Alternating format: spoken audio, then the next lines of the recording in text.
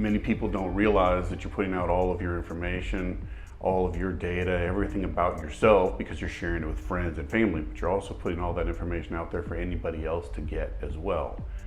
They'll go to Preferred Office Technology, they'll see a picture of me, they'll get my name, my email address, and my position.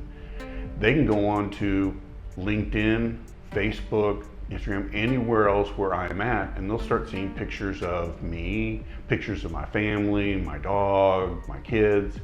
They'll look at your kids' birth dates, everything that you're posting on there, and then they can start formulating a way of basically hacking into your accounts.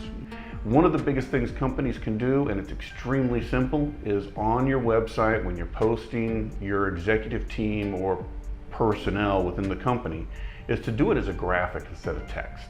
So take the picture, type the text in, and then save the entire thing as a JPEG.